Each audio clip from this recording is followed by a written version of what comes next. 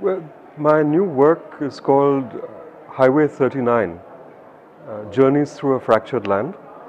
And I guess if you want to get technical about it, you could call it a narrative non-fiction, a work of narrative non-fiction. This is set in what I would call the conflict zones of Nagaland and Manipur. And it's sort of a journey along Highway 39 and its hinterlands, if you will. And when I was searching for a kind of a sutra, if you want to call it that, a thread with which to tell my story, because every story, whether it's fiction or a work of non-fiction, needs a thread, it needs a continuum, it needs a sutra. So you can say that Highway 39 was my sutra, and it begins southeast of Kaziranga in Assam, and it travels south through a slice of Assam, goes into Nagaland, traverses Manipur and ends on the border of Myanmar, India and Myanmar. And I found it a very convenient way to tell a story, to use this highway as a thread, because it also travels for me very conveniently through an area of conflict, and the longest conflict, in fact, that India has had, almost as long as the conflict in Kashmir. That I wanted to talk about. These are forgotten conflicts. To my mind, these are forgotten people in many ways in Nagaland and Manipur. They have been fighting not necessarily to be away from India, but more to be part of more to reclaim their own identity and sense of dignity and pride as Nagas or as Manipuris and so on and so forth. And I wanted to tell that story. I wanted to tell their story. It is not really my story. I'm merely the storyteller. I wanted to tell the story for a very simple reason, because this is one of the key unresolved conflicts in the Republic of India, and one of the key unresolved conflicts in the world, in an area of increasing strategic value and strategic importance for India and its neighbors, China, Myanmar, Bangladesh. And it's in a sort of a geopolitical sweet spot, as it were. And it's also a geopolitical hotspot.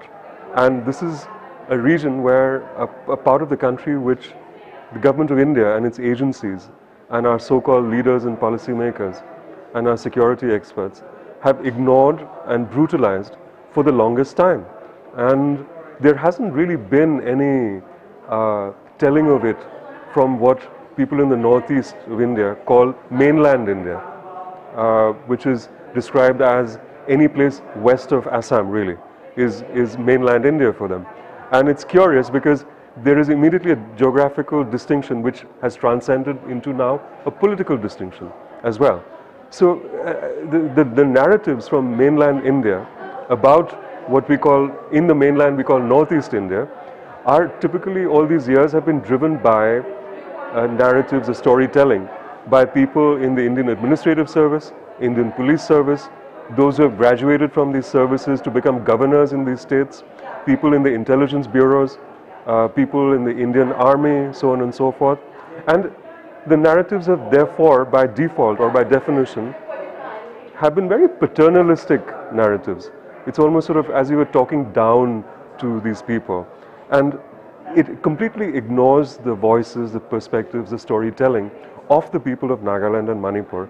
And I believe that's also one of the key reasons why the conflict has persisted for as long as it has, and the political and ethnographic mess that currently exists in Nagaland and Manipur and many other parts of northeastern India, which is really a very roiled part of the subcontinent, if you will, has happened because of this greatly patronizing tone which I believe that the government of India has adopted right from the time of India's birth.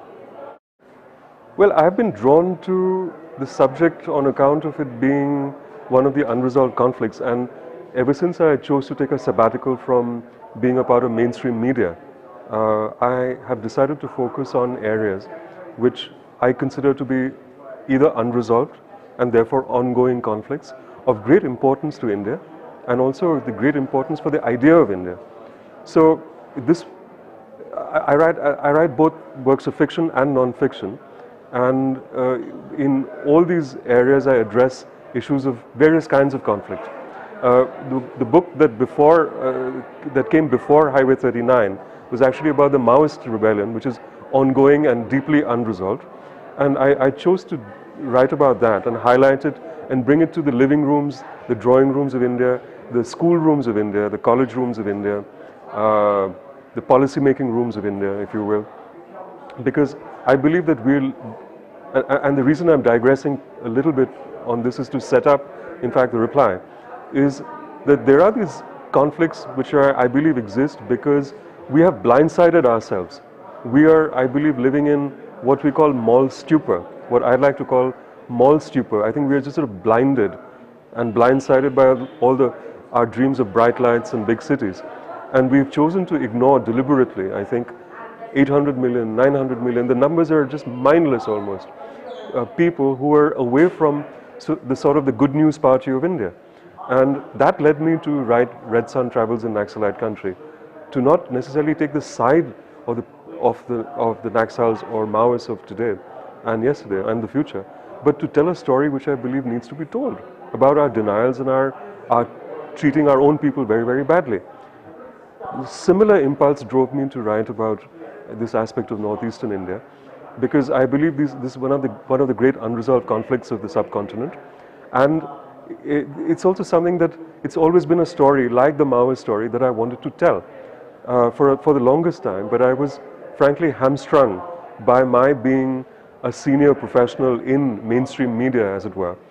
You could call it corporate media, you could call it what you will, but there are many, many stories that we are unable to tell on account of the marketability of that story, perhaps, or the mainstream acceptance of the story in a media that increasingly decides for itself what its viewership and readership should see or hear or read. And as I'm no longer associated, I'm an independent writer, I'm free to write what I wish. And this is a conflict that I thought is of crucial importance to India. And I wanted to write about it, I wanted to convey it in a non-academic manner.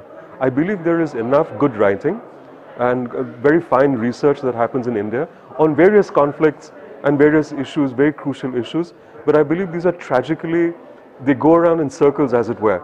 A PhD student will refer to some fine work in an annotation, and it'll just go around in this academic circle and be closed. It doesn't have escape velocity to reach wider audiences. So I chose to tell the story in a narrative format, which I believe makes it more accessible to a wider group of readers and gathers enough escape velocity to break away from the academic discussions that I think we are completely swamped by, we are numbed by.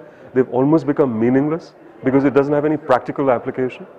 And this is not to run down the academic work, because I depend a lot on fine academic work as homework and research to learn about these subjects that I've now chosen to sort of explore deeply, if you will.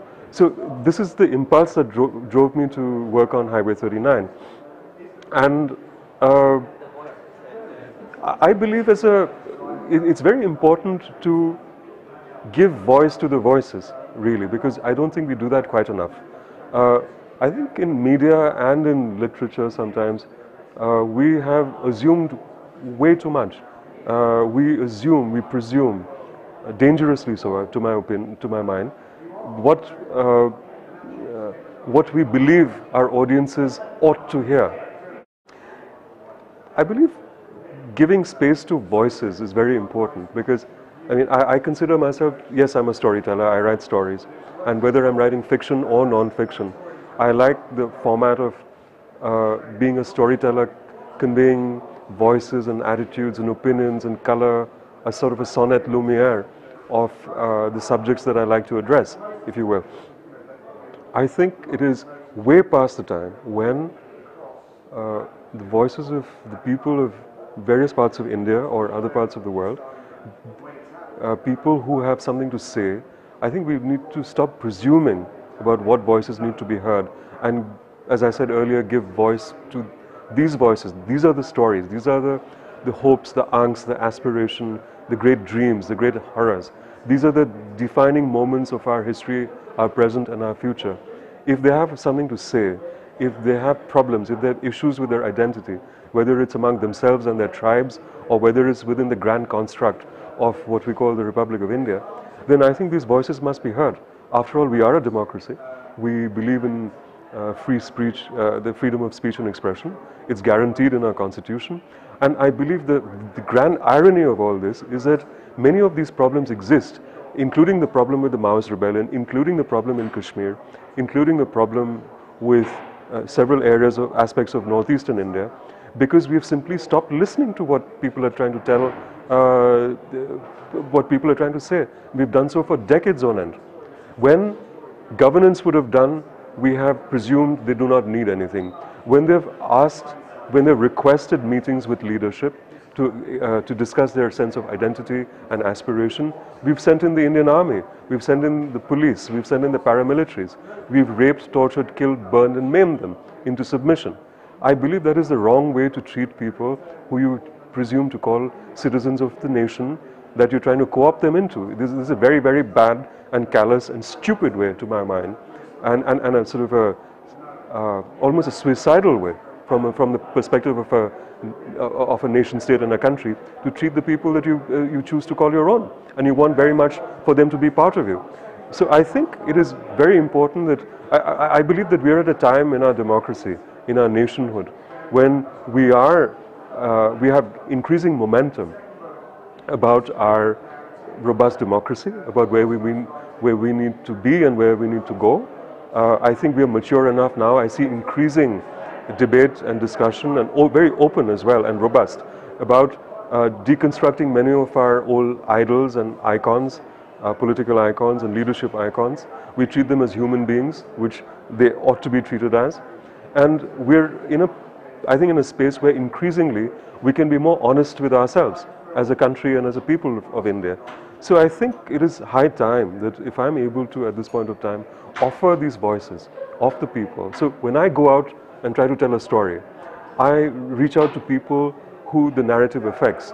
Could be victims, could be children of the victims, could be commentators, could be a farmer, could be a rebel, could be a policeman, could be a teacher, could be a teenager, could be a student, could be a professor, could be a boatman, anybody who's part of the construct of this identity or lack of it, or dignity or lack of it, or aspiration or lack of it, or anger or lack of it, or hope or lack of it. I think we need to hear these voices. And so I really am therefore a sutradhar, a storyteller. If Highway 39 is a sutra, then I am the sutradhar. That is the only role that I have appropriated for myself. And I try to tell these stories of people, of their homes, their histories, their present and their future. And I think Highway 39 is all of that. That I bring the voices from Nagaland and Manipur into the narrative. And it's really their story that I want to take, I won't say to mainland India. I won't get into the structure of mainland India and northeast India, because I think both are foolish. We use it because it's convenient. But I would say elsewhere, out of what we call northeastern India, or what northeastern India has come to be identified as, I'd like to take it out very much and bring it to wider audiences, so that there is more understanding and less misunderstanding, because it's high time it happened. And the reason I believe it is so very crucial is because even if Republic of India, and I as a citizen of India, and I'm a card-carrying citizen of India, I write very angry things about India and about my disenchantment with the way our political leadership and administrative and law-keeping leadership runs this country, and has probably run it to the ground greatly as well.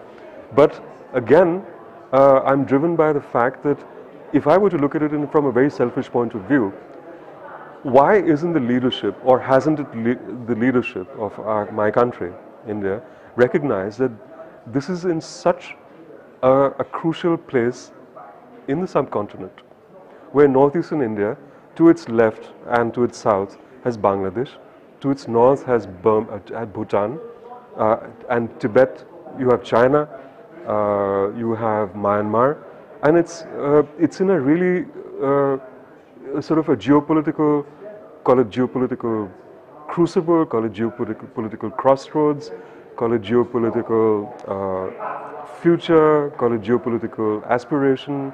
You can call it what you will, but it's in this incredible space which involves several hundreds of millions of people. Okay, do want to make it more dramatic, tens of millions of people.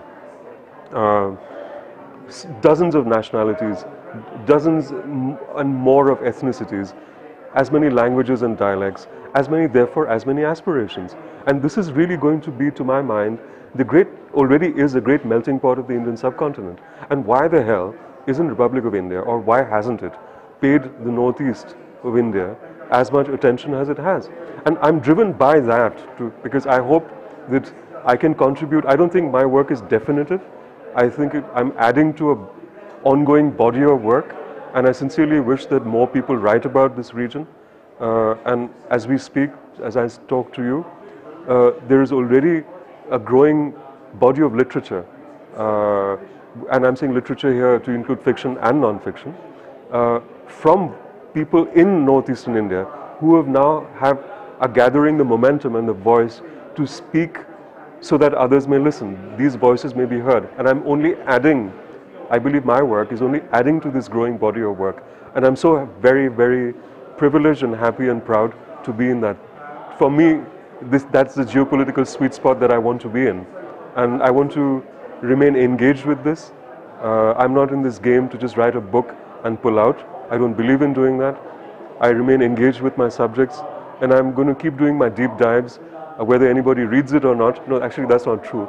I hope people read me, and I will do what it takes for people to read me, I guess, and read my work, which is actually the stories of other people. And more power to all of us.